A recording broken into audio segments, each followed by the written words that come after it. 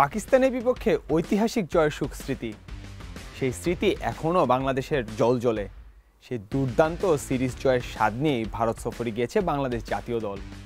ভারতের বিপক্ষে টেস্ট চ্যাম্পিয়নশিপের অংশ 2 ম্যাচের টেস্ট সিরিজ আর 3টি টি-20 ম্যাচের সিরিজ খেলবে নাজমুল হোসেন শান্তর দল। প্রথমবারের মতো পাকিস্তানকে বাংলা ওয়াশ করার পর এবার ভারতের সামনা করতে যাচ্ছে বাংলাদেশ। আত্মবিশ্বাসের তুঙ্গে থাকলেও এই সিরিজের প্রথম টেস্টেই বাংলাদেশকে সামনা করতে হবে বেশ কিছু কঠিন চ্যালেঞ্জের। দর্শক, কী সব চ্যালেঞ্জ থাকছে বাংলাদেশের সামনে সেটি আজকে আপনাদেরকে জানাবো। বাংলাদেশের জন্য প্রথম চ্যালেঞ্জ বল। বাংলাদেশের ক্রিকেটাররা কোকাবুরা বলে খেলে অভ্যস্ত, কিন্তু ভারতের বিপক্ষে তাদের খেলতে হবে এসডি বলে, আর এটি হচ্ছে বাংলাদেশের জন্য বড় একটি চ্যালেঞ্জটি মূলত ব্যাটারদের জন্য, কেননা এই বল যত বেশি পুরনো হবে তত সেখানে স্পিন ধরবে, আর সে কারণে ব্যাটিং করাটাও কিছুটা কঠিন হয়ে পড়বে ব্যাটারদের জন্য। চেন্নাইয়ের স্পিন বান্ধব উইকেটে সেই সুবিধাটাই কাজে লাগাবেন ভারতীয় স্পিনাররা, সেটি বলার অপেক্ষাই রাখছে না। এদিকে বাংলাদেশের ভরসার অন্যতম জায়গা দলের middle order batting department. Mushfiq, Liton, মিরাজরা সেই ভরসার প্রতিদানও দেন হর হামেশাই, কিন্তু এসজি বলে এই মিডল অর্ডাররা বেশ চ্যালেঞ্জ ফেস করবেন সেটি বলার কোনো অবকাশই রাখছে না। দ্বিতীয় চ্যালেঞ্জটি হচ্ছে চেন্নাইয়ের চিপক স্টেডিয়ামের কন্ডিশন। প্রথম টেস্টের এই ভেন্যুর পরিসংখ্যান বলছে স্পিনাররা এখানে আবির্ভূত হন গেম চেঞ্জার রূপে। বাংলাদেশের স্পিন ডিপার্টমেন্ট ভালো হলেও পাকিস্তান সিরিজে পেসাররা দেখেছে তাদের সামর্থ্য। এখন প্রশ্ন আসতেই পারে, যেহেতু দুই ডিপার্টমেন্টে বাংলাদেশ দুর্দান্ত ফর্মে রয়েছে, সেখানে টাইগারদের চ্যালেঞ্জটা কোথায়? সেই উত্তরটাই আপনাদেরকে দেব দর্শক।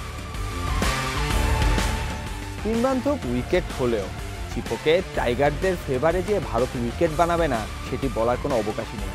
আবার টাইগারদের পেস ডিপার্টমেন্টের শক্তিমত্তা স্বাগতিকরা দেখেছে পাকিস্তান সিরিজে, সেই অনুযায়ী পেস ডিপার্টমেন্টের সুবিধার জন্য যে পেস বান্ধব উইকেটও ভারত বানাবে না সেটিও অনেকটাই নিশ্চিত।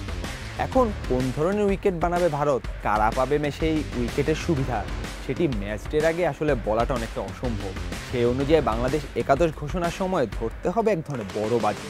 সেই বাজিতে ভাগ্য সহায় হলে হাতুড়ি শিষ্যরা পাবেন শতভাগ সাপোর্ট, নয়তো হতাশাকে সঙ্গী করে মাঠে নামতে হবে টাইগারদের। তৃতীয় যে চ্যালেঞ্জটি বাংলাদেশে সামনা করতে হবে সেটি হচ্ছে বাঁহাতি ব্যাটারদের আধিক্য। টাইগার ব্যাটিং লাইন আপের 1 থেকে 6 নম্বর পর্যন্ত সবাই বাঁহাতি ব্যাটার। যদি মাহমুদুল হাসান জয় একাদশে ফেরেন তাহলে একজন ডানহাতি ব্যাটার ঢুকবেন টপ অর্ডারে, যদিও সেই সম্ভাবনা বেশ কম। চিপকের রহস্যময় উইকেটে টাইগারদের এই বাঁহাতি ব্যাটারদের বিপক্ষে ভারতের স্পিনার যে স্বাচ্ছন্দ্যে ছড়ি ঘুরাবেন সেটি অনেকটাই অবধারিত। এখন বড় প্রশ্ন, এখান থেকে উত্তরণের উপায় কি? এমন চ্যালেঞ্জের কথা ভেবেই দলে নেওয়া হয়েছে জাকির আলী অনিককে। হয়তো পরিকল্পনার অংশ হিসেবে তাকে নেওয়া হতে পারে একাদশেও, তাহলে সেক্ষেত্রে কপাল পড়বে সাদমান ইসলামের। তবে এটি কেবল একটি জায়গায় সমাধান আনলেও আনতে পারে, বাকি জায়গাগুলোতে কিন্তু ভোগান্তি বাংলাদেশে থেকেই যাচ্ছে। এ তো গেল বাঁহাতিদের নিয়ে সমস্যা। বাংলাদেশের জন্য চ্যালেঞ্জ অপেক্ষা করছে ডান হাতিদের দিক থেকেও। ব্যাট হাতে যেমন টাইগার স্কোয়াডে বাঁহাতি বেশি, ঠিক তেমনি বোলিং ডিপার্টমেন্টে ডানহাতি বোলারের সংখ্যাটাও বেশি। স্কোয়াডে জায়গা পাওয়া পেসারদের ভেতর একজনও বাঁহাতি বোলার নেই। টিম ম্যানেজমেন্টের কাছে একমাত্র অপশন ছিল যেটি বাঁহাতি বোলারের শরীফুল ইসলাম। তিনিও পাকিস্তান সিরিজে ইনজুরির কারণে ভারত সিরিজে জায়গা করে নিতে পারেননি দলে একমাত্র বাঁহাতি বোলার হিসেবে জায়গা করে নিয়েছেন সাকিব আল হাসান। বাকি বোলারদের সবাই ডানহাতি, আর এটি বড় একটি ডিসঅ্যাডভান্টেজ হিসেবে কাজ করবে বাংলাদেশের জন্য। সেটি বলতে রকেট সায়েন্স জানার প্রয়োজন বোধ হয় হবে না। এবার আসা যাক দুই দলের হেড টু হেড সাদা পোশাকের পরিসংখ্যানে। এখন পর্যন্ত বাংলাদেশ ও ভারত বনেদি ফরম্যাটে ক্রিকেটে মুখোমুখি হয়েছে মোট 13 বার।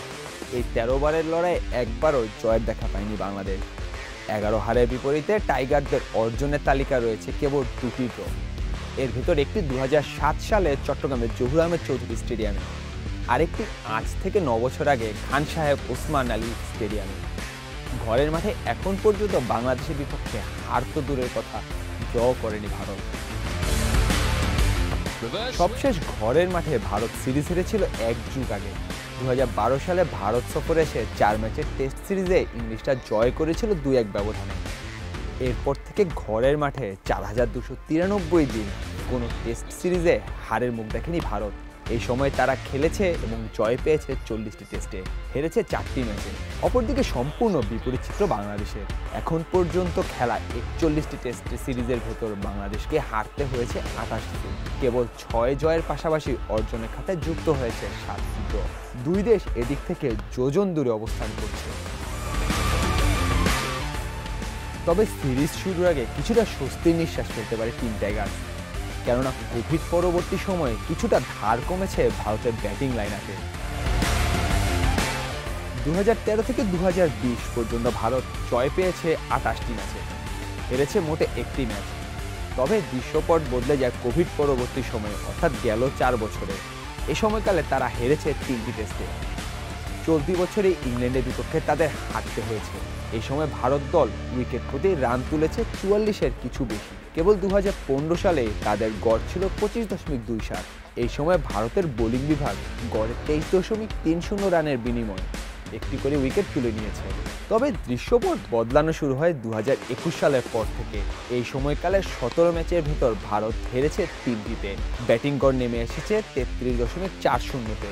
2016 সাল থেকে কোভিডের আগ পর্যন্ত যেখানে ভারতের শীর্ষ 7 ব্যাটারের গড় ছিল 48 রান, সেটাই শেষ 4 বছরে 13 রানে নেমে এসেছে। তবে এই সময়ে ভারতের বোলাররা আরও বেশি ভয়ানক হয়ে উঠেছে। প্রতিপক্ষের বোলারদের 22 রান করে তোলার আগে একটি করে উইকেট তারা তুলে নিয়েছে। ঘরের মাঠে বোলারদের মধ্যে এর চেয়ে ভালো গড় আছে কেবল দক্ষিণ আফ্রিকার। তারা প্রতি 18.84 রানের খরচায় একটি করে উইকেট পেয়েছে।